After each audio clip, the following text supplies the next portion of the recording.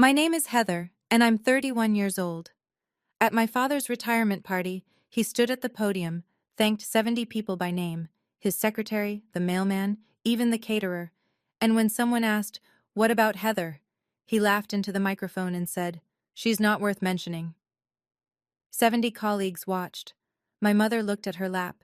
My brother drank his water.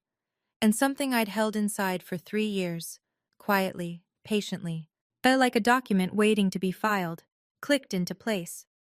I stood up, walked to the podium, and set down a folder. His boss opened it before he could. What she read changed everything. For him, for my brother, and for a bridge that 10,000 people cross every day. Before I go on, please take a moment to like and subscribe. But only if you genuinely connect with this story. Drop your location and local time in the comments. I love knowing where you're listening from. Now, let me take you back to the beginning. To a small town called Carver, and a little girl who kept taping certificates to a refrigerator that never wanted them.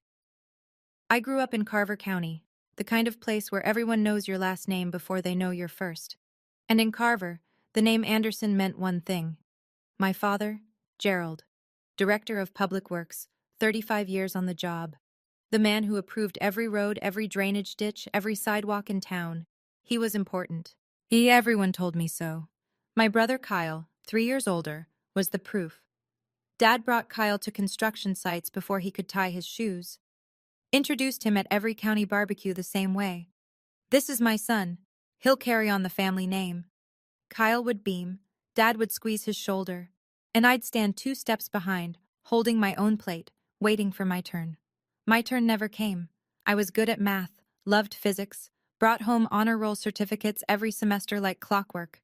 I'd tape them to the refrigerator next to Kyle's football photos, his fishing trips with Dad, his first place ribbon from the county fair. By morning, my certificate would be gone.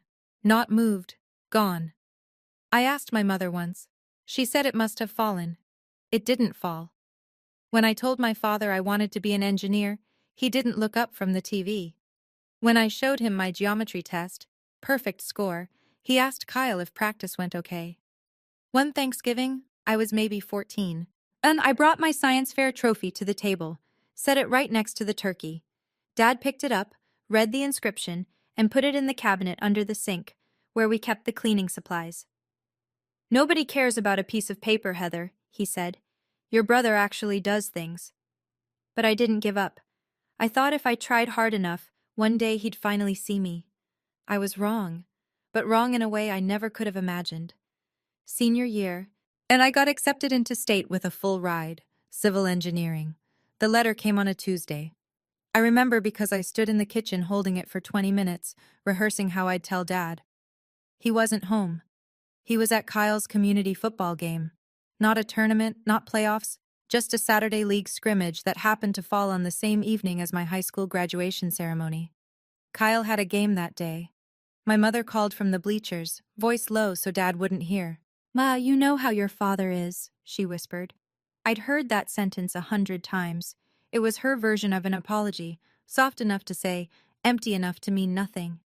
Dad paid for Kyle's college, private school, business administration.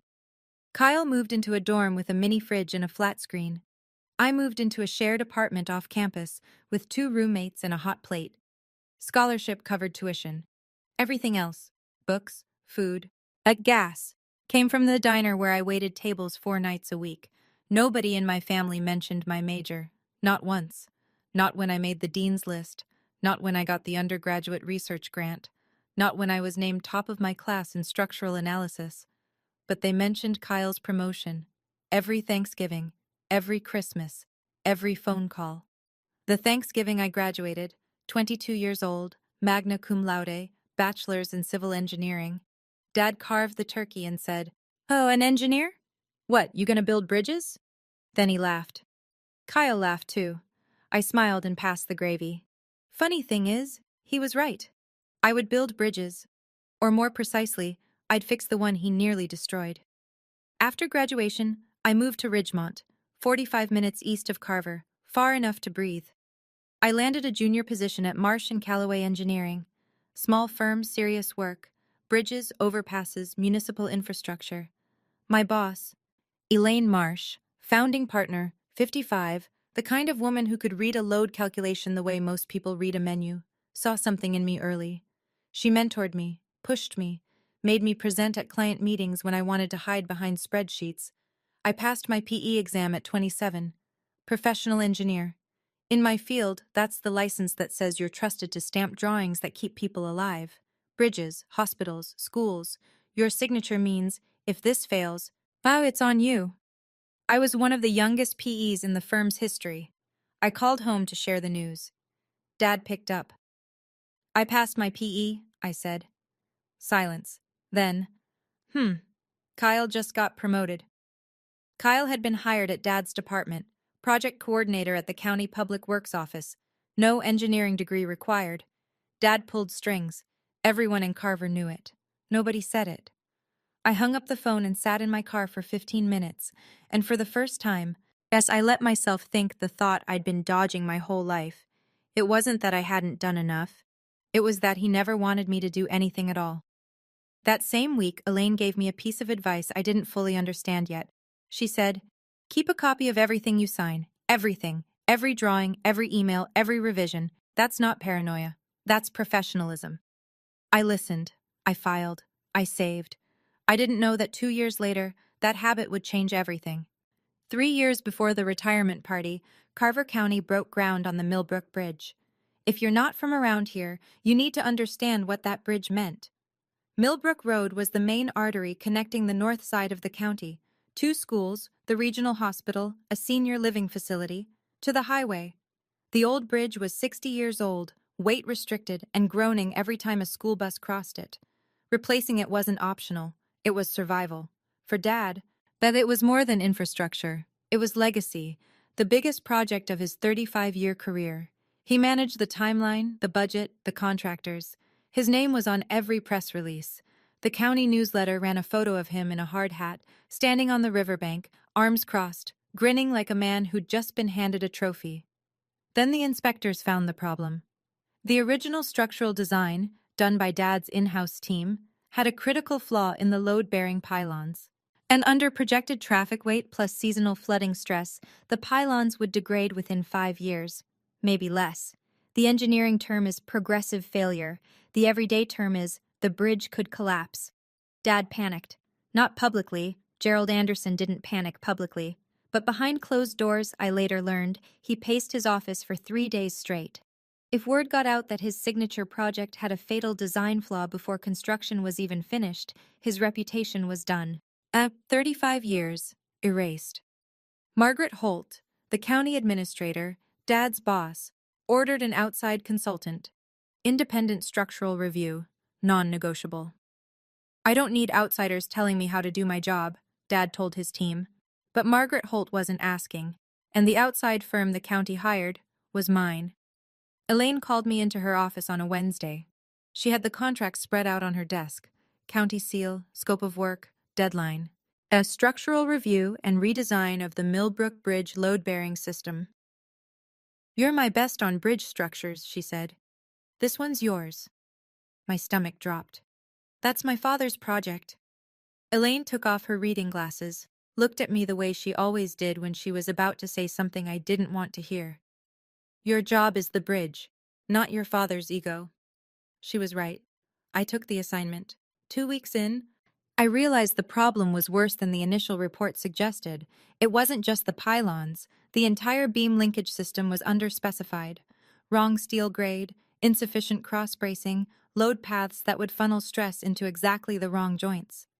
If they'd built it as designed, that bridge would have been a countdown. I redesigned the entire load transfer system. 6 weeks, 14-hour days. I ran simulations until my eyes burned. Hell, I checked and rechecked every calculation until the numbers sang. The fix worked. The bridge would hold. When Dad found out his daughter was the consulting engineer, that I was the one who'd found his team's mistakes and rewritten their design, he didn't thank me. He called me on a Saturday night, voice tight as a wire. You will not embarrass me, he said. Fix it quietly, and your name stays off everything. Not a request, an order. At the same tone he'd used my whole life. The tone that said, sit down, be quiet, disappear. I fixed it, and I stayed quiet. That was my first mistake.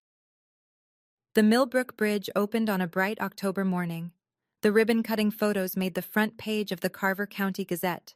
Dad stood center frame, shaking hands with Margaret Holt, beaming. Behind him, the bridge gleamed, concrete and steel, clean lines stretching over the river. My design, his photo. Within a week, Dad erased me. Thus not figuratively, literally. He sent emails to the project office. Remove all references to external consultants from the Millbrook file. The official report credited the redesign to collaborative in-house engineering. My firm's name vanished. My PE stamp? Nowhere. But the worst part wasn't the erasure. The worst part was what he put in its place. Kyle signed the final engineering drawing submitted to the state. Kyle Anderson, supervising engineer. His signature, his printed name, right there on the PE certification line. Kyle, who had a business degree. Kyle, who couldn't tell a shear diagram from a shopping list. Kyle, who didn't hold a PE license because he'd never taken the exam, because he wasn't an engineer. In every state in this country, signing PE documents without a license is a violation of the State Engineering Practice Act. It's not a gray area, it's not a technicality, it's fraud. Fraud on a public safety document. I confronted Dad privately. Yet just him and me, his kitchen, a Sunday afternoon. Dad, Kyle doesn't have a PE. That signature is illegal. He didn't blink. Mind your own business. Nobody asked you. So there it was, my choice. Speak up, destroy my family, send my father and brother into a legal nightmare.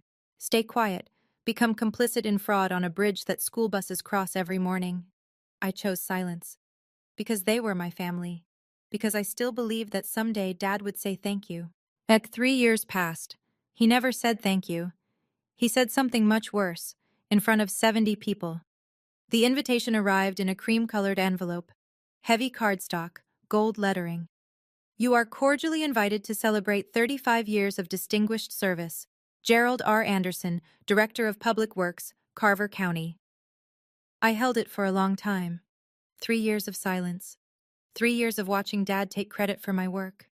3 years of holidays where no one mentioned the bridge, and my career, or the fact that I existed in any professional capacity. And now, an invitation. My mother had called the week before. Your father would love to see you there, Donna said. Would he? I wasn't sure. But something in me, the same something that kept taping certificates to the refrigerator at 14, wanted to believe it. Maybe retirement would soften him.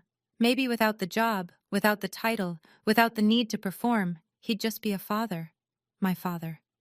I drove 4 hours. Bought a new blazer. Charcoal, professional, the kind of thing you wear when you want to be taken seriously. I wrote a card by hand. Congratulations, Dad. 35 years is something to be proud of. Heather. I meant every word. On the passenger seat inside my work bag sat a manila folder. I didn't bring it as a weapon. I brought it the way you bring an umbrella when the forecast says 20% chance of rain, hoping you won't need it, knowing you might. 3 years of documents. Good drawings, emails, the state board letter, all originals, all verified, all sitting in that folder since the day Dad told me to mind my own business. I merged onto the highway toward Carver and told myself, tonight will be different. The folder stayed in the bag. I didn't know yet that by the end of the night, it wouldn't. The Carver County Community Hall looked like it was hosting a wedding. White tablecloths, centerpieces with little American flags and miniature hard hats. A cute touch. Someone's idea of a joke. A banner stretched across the back wall. 35 years of service, Gerald Anderson. Below it, a projector screen cycled through a slideshow of Dad's career. I stood in the doorway and watched the photos scroll. Dad shaking hands with the governor. Dad at a groundbreaking. Dad and Kyle at a county picnic, matching polo shirts, arms around each other. Dad and Kyle at the Millbrook site. Dad and Kyle at Christmas. 40 photos. I counted. Not one included me. There was a family photo. I remembered the day it was taken, Kyle's 16th birthday. I'd been standing on Dad's left side, but the version on the screen was cropped. I was gone. I found my seat at the back table, near the door. the table closest to the exit. I didn't think about what that meant until later. Mom spotted me from across the room. She waved, a small flutter of fingers, but didn't get up. Kyle sat at the head table with Dad, shaking hands with county officials.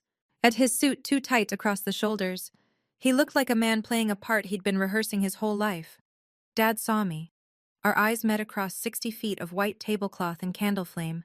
He gave me a nod, the kind you give a distant acquaintance at the grocery store. Quick, polite, forgettable. A woman at my table leaned over. "Are you Gerald's daughter?" I said, her eyebrows lifted. "Oh, he never mentioned you." He never mentioned me. I should have been used to it by now. But hearing it from a stranger, that hit different. Margaret Holt took the podium at 7:30 sharp. Tall, silver-haired, the kind of authority you feel before you see. She tapped the microphone twice. "Good evening, everyone. We're here tonight to honor a man who has shaped this county's infrastructure for 35 years. Under his leadership, we've seen the Millbrook Bridge, the Route 9 expansion, at the downtown drainage overhaul, projects that will outlast all of us." She smiled. "Please join me in welcoming Gerald Anderson." Applause filled the room. Dad rose from the head table, buttoned his jacket, and walked to the podium like he'd been walking to podiums his whole life. Confident, measured, in control. He started with a joke about potholes.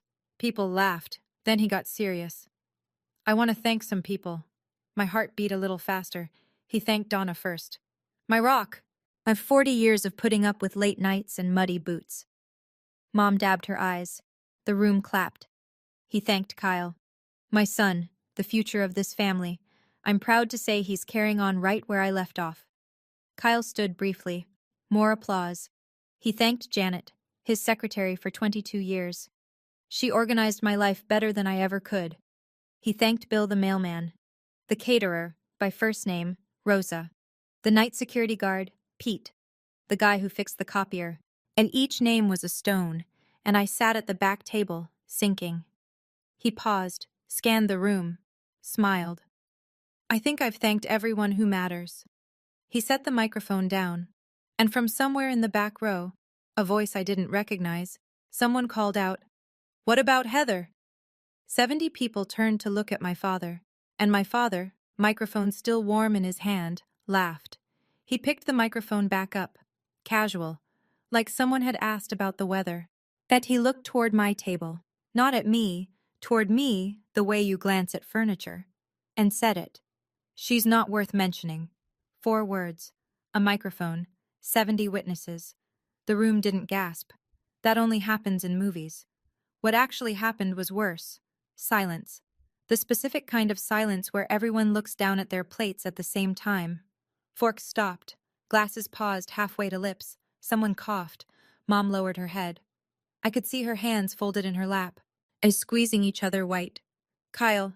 I watched him. He didn't flinch, didn't turn around. He picked up his water glass and drank. Like nothing had happened, like his sister hadn't just been erased in front of every professional contact their father ever had. 70 people heard it. Not one said a word. And in that silence, I understood something I'd been circling for 31 years. Their silence wasn't agreement. But it also wasn't protection. It was nothing. Now, and nothing, when you needed someone to stand up, was the same as siding with him. 3 years. 3 years I'd kept that folder in my desk drawer.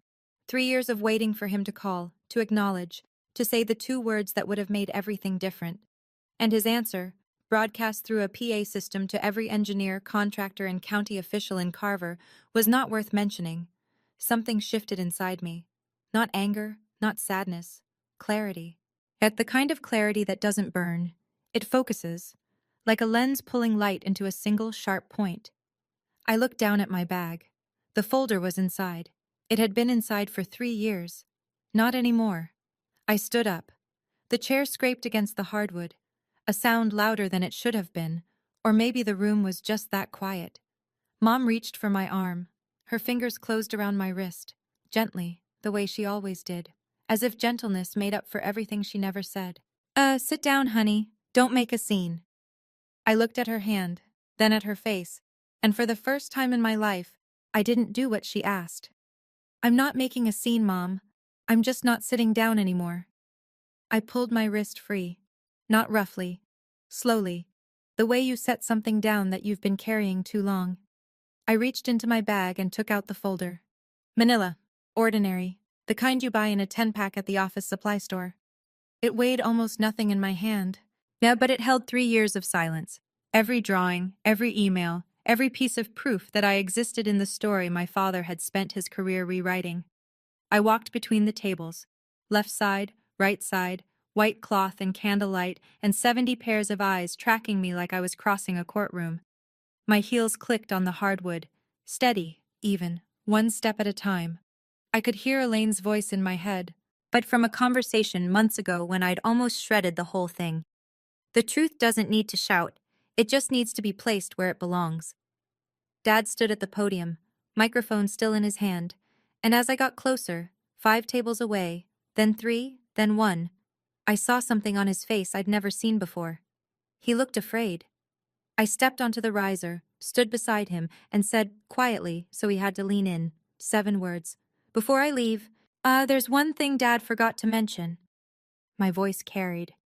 Not because I raised it, because the room was so silent that a whisper would have echoed. Dad's jaw tightened. Heather, sit down. Low, through his teeth. A command, not a request. I didn't sit down.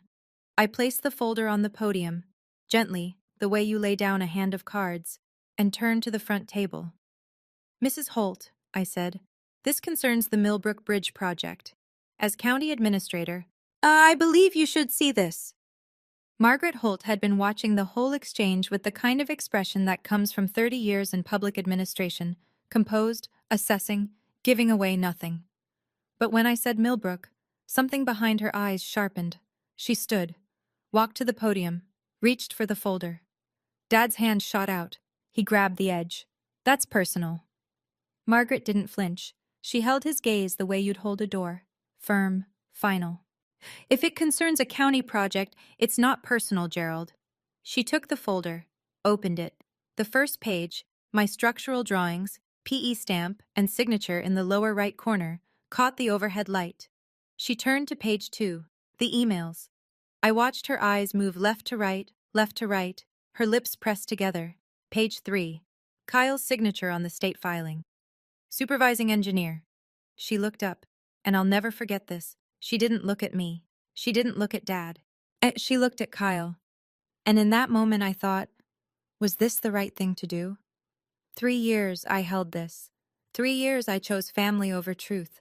If you'd been standing where I was, holding proof, watching your father laugh at your existence in front of 70 people, would you have opened the folder, or would you have walked away? Tell me in the comments. I genuinely want to know. Margaret turned another page, then another. Then she looked up at my father. And every trace of celebration drained from the room like water from a cracked glass. Dad snatched the folder from Margaret's hands. Papers scattered.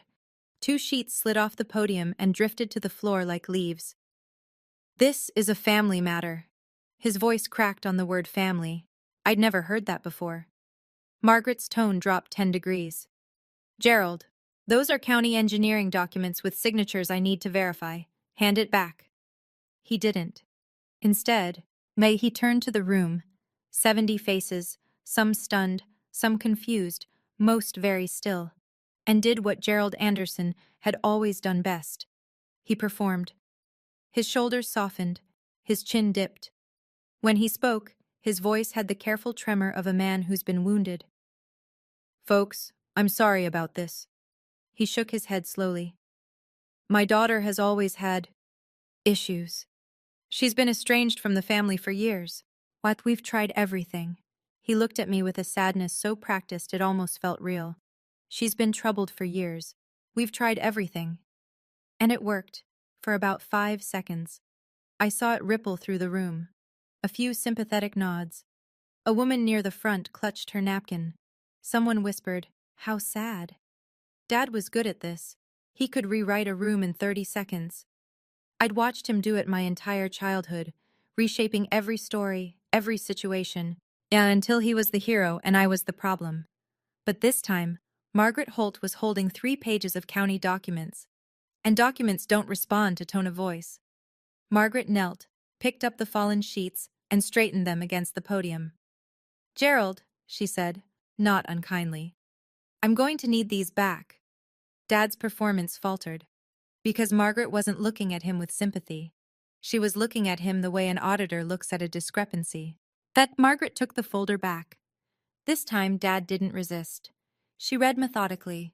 No drama, just a woman doing her job at a speed that made the room hold its breath. First, my structural drawings. PE stamp number 47,832. My signature, Heather M. Anderson, PE, in clean black ink. Then, the emails, 7 of them, all from Gerald's county address to the project office. She read one line aloud. Not for theater. I think she couldn't help it. Remove all references to external consultants from the Millbrook file. She looked up. You told the board the redesign was done in-house. Dad's chin lifted.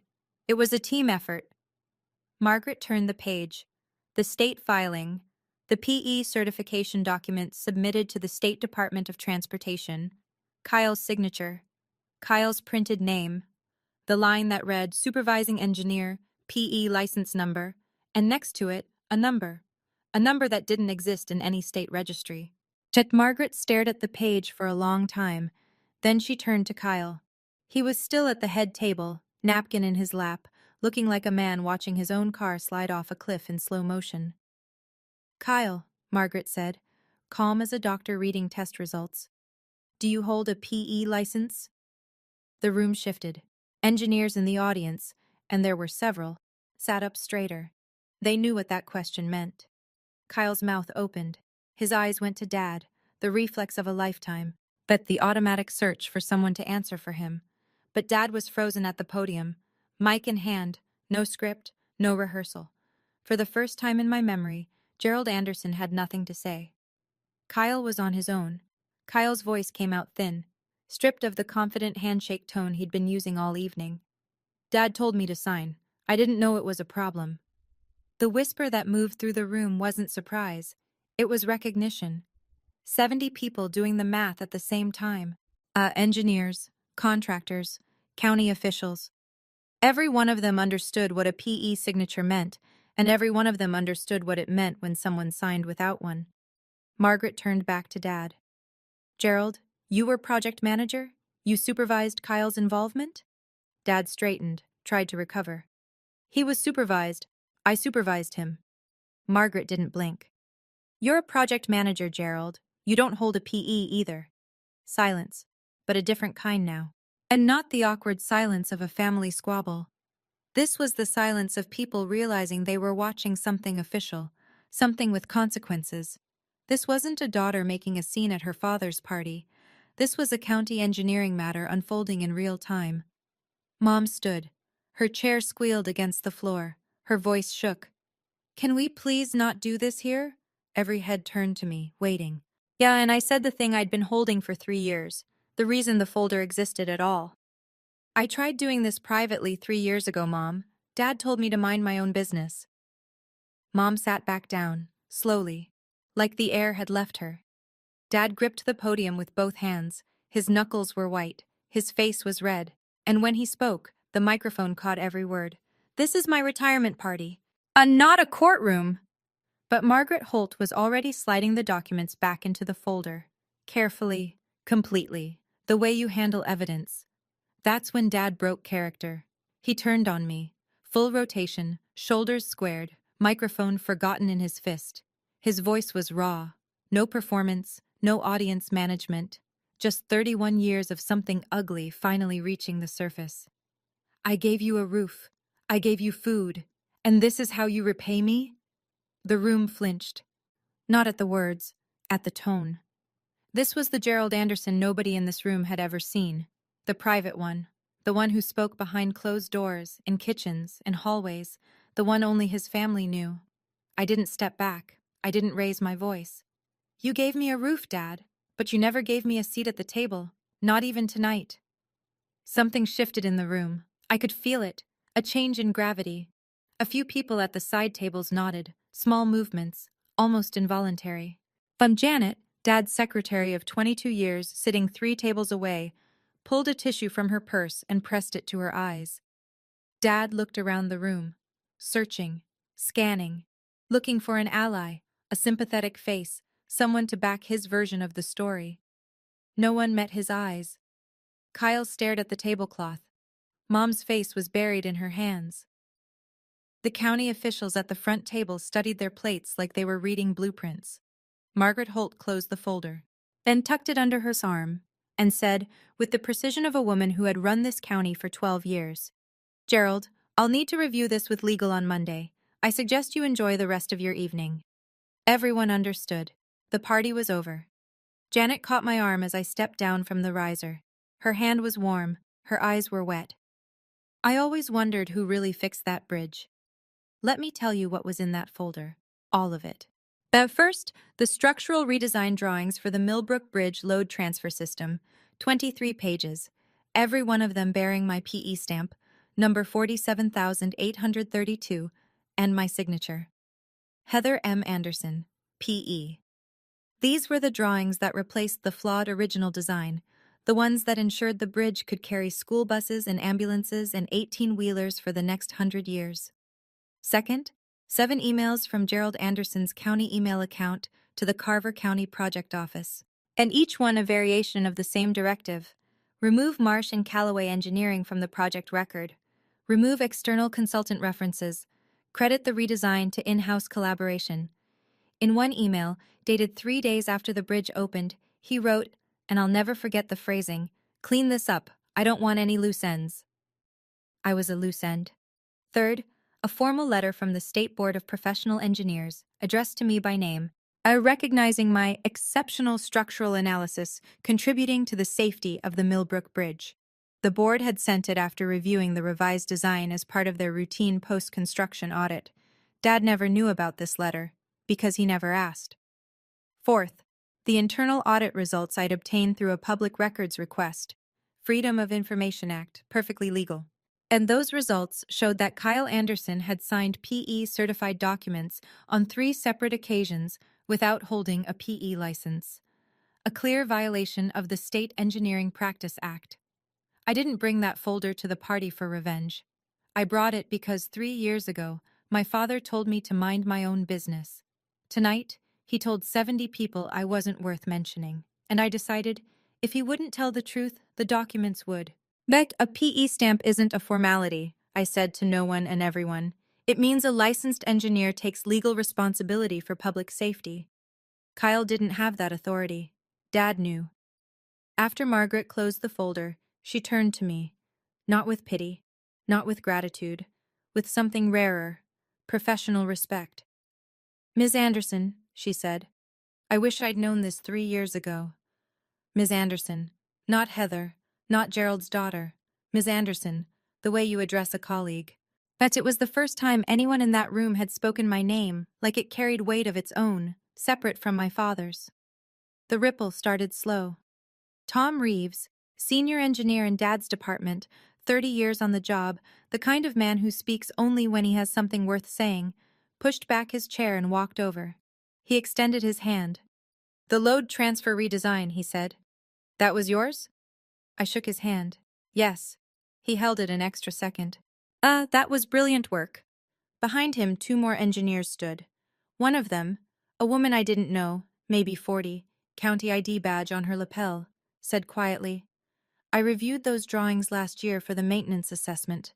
The shear wall integration was, I wondered who'd done it." Dad stood at the podium, microphone still in his hand. But the room had rotated, like a planet shifting its axis, and he was no longer at the center. No one looked at him. Kyle sat frozen, white-faced, his water glass untouched, sweating a ring onto the tablecloth. Mom pulled at my sleeve from behind. When had she walked over? Her voice was thin. "Please, let's just go home." I turned to her, my mother, the woman who'd spent 40 years translating Dad's cruelty into something softer, something survivable. "You know how your father is." I said, "I am going home, Mom, my home." And I meant it in every way a sentence can be meant. I picked up my bag from the back table. The blazer I'd bought for tonight, charcoal, professional, chosen with care, felt like armor now. I walked toward the exit. Steady. Not fast. Not slow. The way you leave a place you're never coming back to. Dad caught me at the door. He must have come off the riser fast, because he was slightly out of breath. His hand closed around my elbow. Not hard, but firm enough to stop me. If you walk out that door, you're not my daughter anymore. The hallway was empty. But the main doors were open, and half the room could hear us. He knew. He wanted them to hear. One last attempt to make me the villain. I turned to face him. My father, 63 years old, 35 years of public service, a career built on the careful management of what people believed about him. I looked at his hand on my arm, then at his eyes. Dad, I said, I've been not your daughter my whole life. Tonight's the first time you said it out loud. His hand dropped. And I don't know what I expected. A retort, a denial, an explosion. But what I got was nothing. Gerald Anderson, the man who always had a speech, a redirect, a reframe, stood in the doorway of the Carver County Community Hall with nothing left to say. I walked out. I didn't slam the door. I didn't look back. The night air was cool. October. Crickets. The parking lot half full, fluorescent lights buzzing overhead. My phone vibrated before I reached my car. Down a text from a number I didn't recognize. Margaret Holt. Can we meet Monday? There are things I need to discuss with you, professionally. I got in my car, turned the key, and drove. The highway was empty. 4 hours of dark road, white lines, the occasional pair of headlights coming from the other direction. I didn't turn on the radio, didn't call anyone, just drove. I thought I'd feel satisfied. The word revenge suggests something that tastes good, sweet, or at least sharp. But what I felt driving home that night wasn't satisfaction. It was emptiness. Not the bad kind, the clean kind. Like walking through a room you've finally finished clearing out after years of stepping around the mess. Around the 2-hour mark, I called Elaine. She picked up on the first ring, which meant she'd been waiting. How do you feel? She asked. I thought about it, really thought. Like I finally handed in the last report. She laughed, soft, knowing. At the laugh of a woman who had seen enough in 55 years to understand that some victories don't feel like victories. They feel like the end of something you didn't realize had been exhausting you. You didn't burn the bridge, Heather, she said. You just proved who actually built it. I smiled. First time in hours. The miles scrolled by. I thought about Dad's face when Margaret opened the folder, about Kyle's silence, about Mom's hand on my wrist. Sit down. At honey. And the 20 years of sit down, honey that had come before it. I thought about what Dad said. Not worth mentioning. And I realized maybe he was right. Not in the way he meant it, but in a different way. I didn't need to be mentioned. My work spoke for itself. It had always spoken for itself. I'd just been waiting for the wrong person to listen. I got home at 1 a.m, set my bag on the counter. It was lighter now. The folder was gone.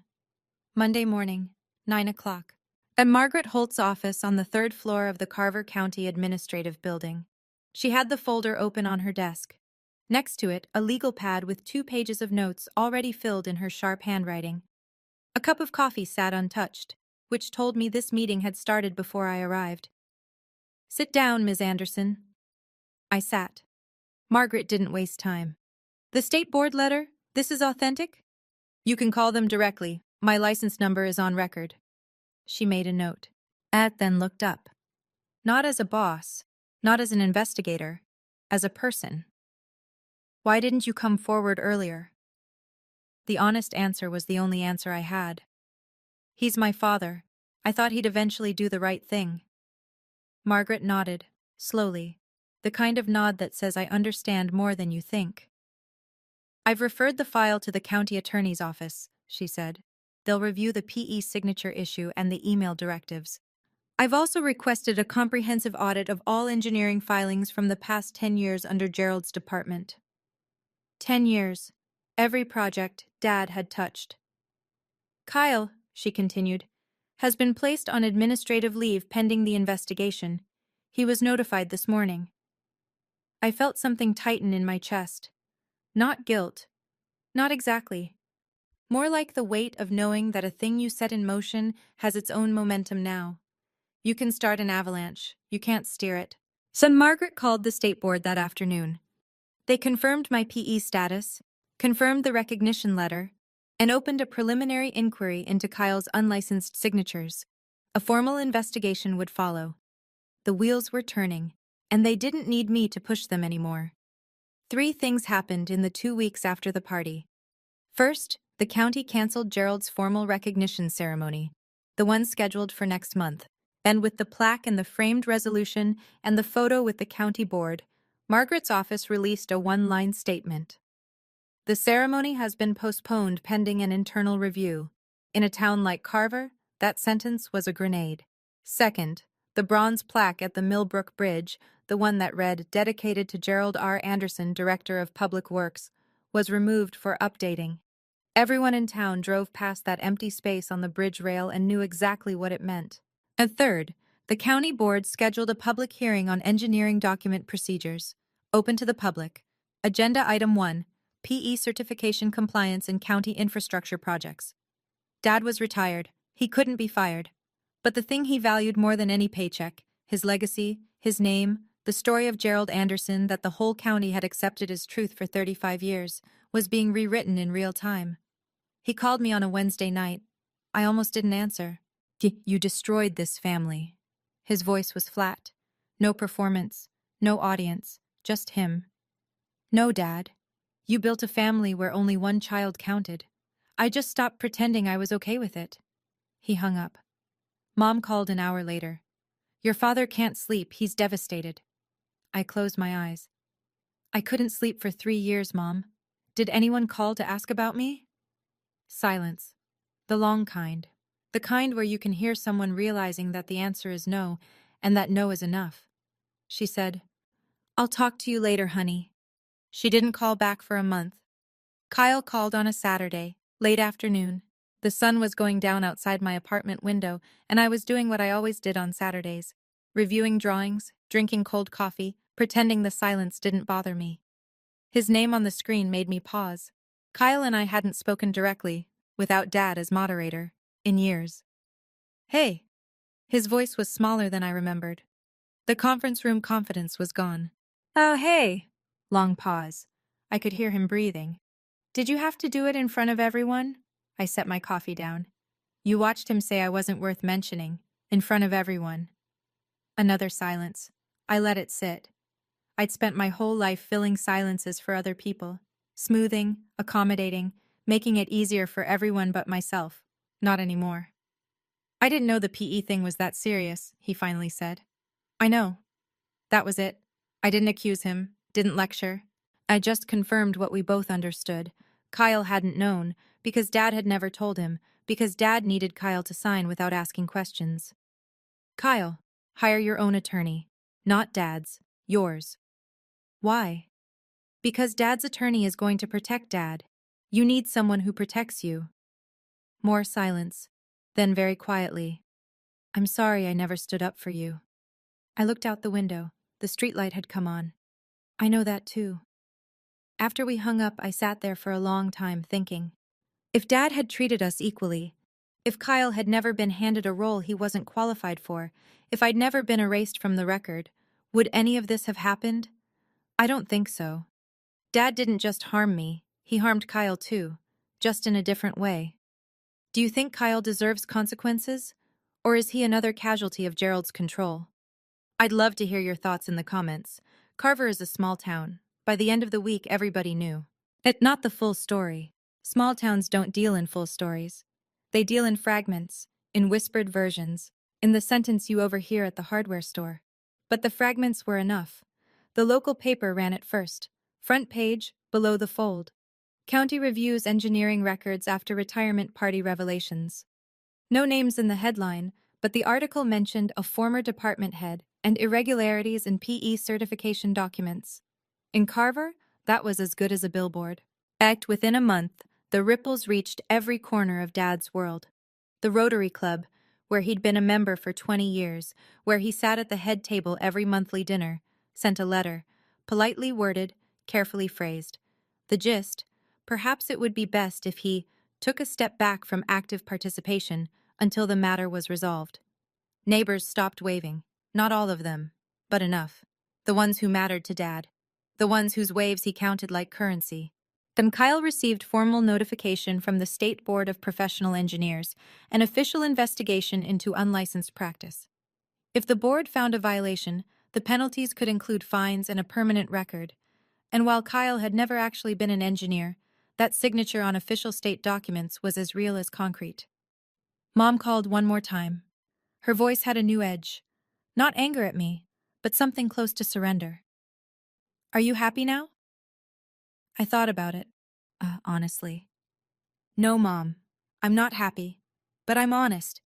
And for the first time, so is everyone else. She was quiet for a long time. Then she said something she'd never said before. I should have spoken up years ago. It wasn't enough, but it was a start. Margaret Holt called Elaine in November. I was at my desk when Elaine walked in, leaned against the doorframe, and smiled. The specific smile she reserves for good news she's been holding for at least an hour. The county just signed a 3-year retainer with us, she said.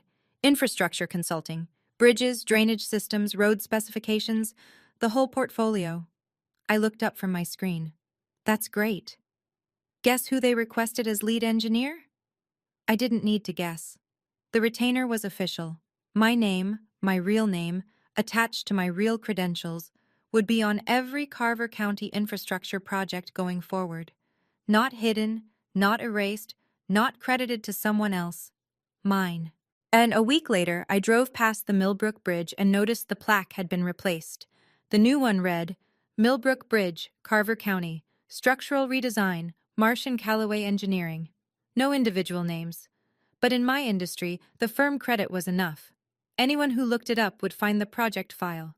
And in the project file, they'd find me.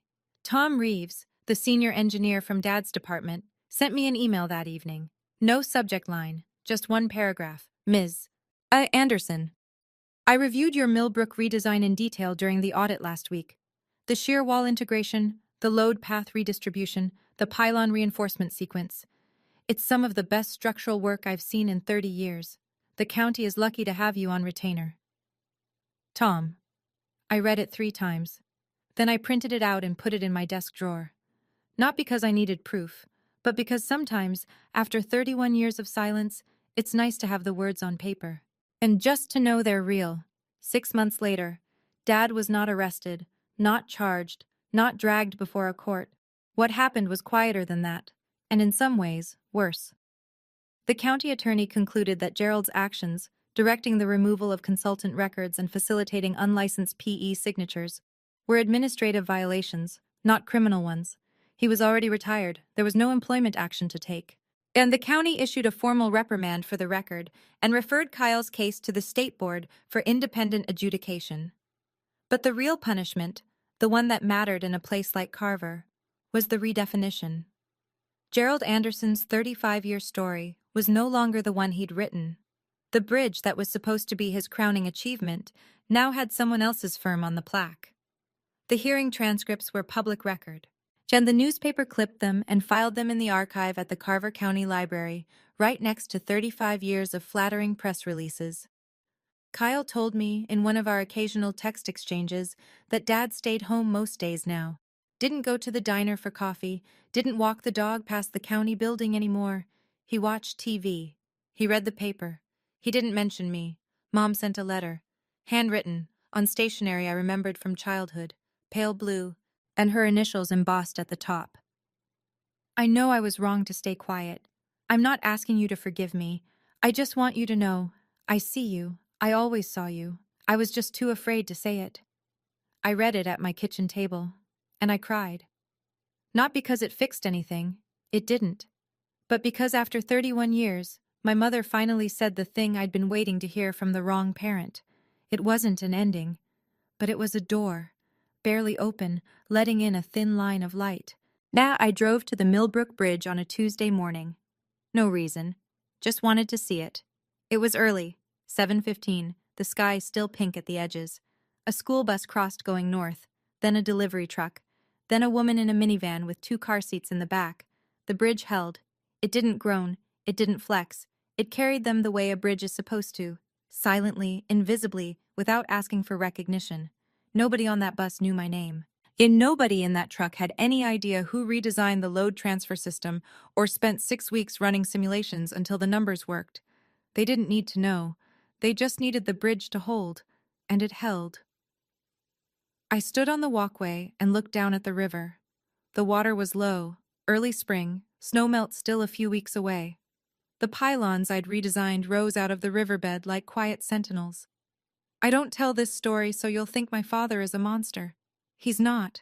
He's a man who grew up believing daughters don't build things, and who spent his whole life making sure that belief didn't get challenged.